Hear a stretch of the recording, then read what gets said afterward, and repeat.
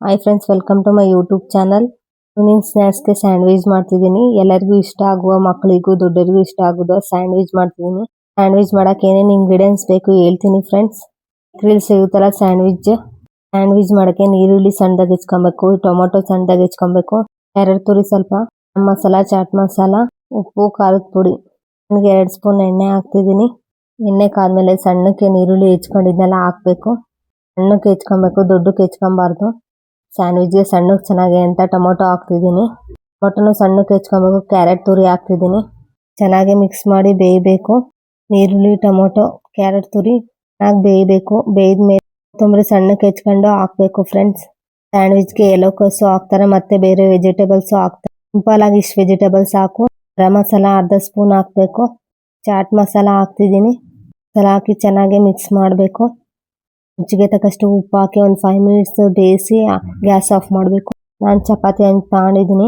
ಎಣ್ಣೆ ಆದರೂ ಯೂಸ್ ಮಾಡ್ಬೋದು, ತುಪ್ಪ ಆದರೂ ಯೂಸ್ ಮಾಡ್ಬೋದು. ಬ್ರೆಡ್ ಮೇಲೆ ಇಟ್ಟು ಅದ್ರ ಮೇಲೆ ತುಪ್ಪ ಹಾಕ್ತಿದ್ದೀನಿ. ಬೆಣ್ಣೆ ಆದರೂ ಹಾಕ್ಬೋದು, ತುಪ್ಪ ಆದರೂ ಹಾಕ್ಬೋದು. ತುಪ್ಪ ಹಾಕಿ ಚೆನ್ನಾಗಿ 2 ಕಡೆ ಬೇಯಿಸ್ಬೇಕು. ತುಪ್ಪ ಹಾಕಿ ಚೆನ್ನಾಗಿ ಬೇಯಿಸ್ತಿದ್ದೀನಿ ನೋಡಿರಿ ಫ್ರೆಂಡ್ಸ್. ನಾನು 2 ಕಡೆ ಬೇಯಿಸ್ದೆ. ಪ್ಲೇಟಲ್ಲಿ ಹಾಕ್ತಿದ್ದೀನಿ ಬ್ರೆಡ್.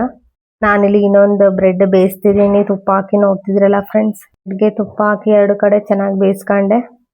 ವೆಜಿಟೇಬಲ್ ಸ್ಯಾಂಡ್ವಿಚ್ ಟ್ರೈ ಮಾಡಿ ಮನೆಯಲ್ಲಿ, ಚೆನ್ನಾಗಿತ್ತೆ, ಸೂಪರ್ ಆಗಿತ್ತು. ಬ್ರೆಡ್ ಈ ತರ ಬೇಯಿಸ್ಕೊಂಡು ತಿನ್ಬೋದು. ಸ್ಯಾಂಡ್ವಿಚ್ ಮಾಡ್ಕೊಂಡ್ರೆ ಸೂಪರ್ ಆಗಿರುತ್ತೆ, ಚೆನ್ನಾಗಿರುತ್ತೆ ಟೇಸ್ಟ್.